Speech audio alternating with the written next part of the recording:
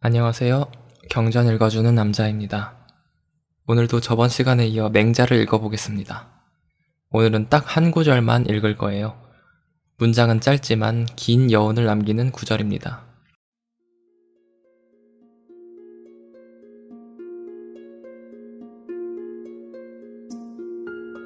맹자, 이루하. 맹자께서 말씀하셨다. 대인이란 갓난아이의 마음을 잃지 않은 사람이다.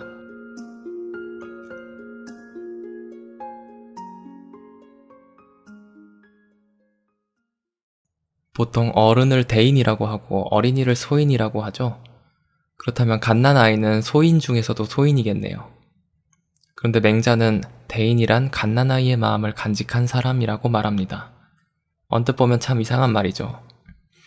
갓난아이는 무엇이 하늘인지 무엇이 땅인지 구분하지도 못합니다. 한마디로 천지분간을 못하는 것이죠. 또 말도 못하고 걷지도 못합니다. 혼자 힘으로는 아무것도 할 수 없는 존재죠. 그런데도 맹자는 왜 대인이란 갓난아이의 마음을 가진 사람이라고 했을까요? 여러분이나 저나 맹자가 아니니까 정확히 어떤 의미로 맹자가 이 말을 했는지는 알 수 없겠지만 나름대로 생각해 볼 수는 있을 것 같습니다. 앞서 언급했던 갓난아이의 특징에 대해 자세히 살펴볼까요? 먼저 갓난아이는 사물을 제대로 분간하지 못합니다. 다시 말해 분별력이 없는 것입니다. 분별력이란 서로 다른 일이나 사물을 구별하여 가르는 능력입니다. 세상 물정에 대해 옳고 그른 것을 판단하는 능력이라고 할 수도 있습니다. 분별력이 없다고 하니까 마냥 안 좋기만 한 것 같지만 갓난아이는 분별력이 부족하기 때문에 분별심도 없습니다. 분별심이란 나누고 구별하는 마음입니다. 나와 너를 나누고 부유한 사람과 가난한 사람을 구별하고 피부가 검은 사람과 흰 사람을 차별하는 마음이 없습니다. 그냥 다 똑같은 사람일 뿐이죠. 갓난아이의 또 다른 특징은 자기 힘만으로는 살아갈 수 없다는 것입니다. 부모가 한시라도 눈을 떼면 어떤 위험에 처하게 될지 모릅니다. 그래서 아이가 태어나면 부모님들은 자기의 삶을 거의 반납하다시피 하고 아이를 위해 헌신합니다. 자기 힘으로는 아무것도 못하니까 마냥 안 좋기만 한 것 같지만 갓난아이는 자기 힘으로 살아갈 수 없기 때문에 겸손합니다.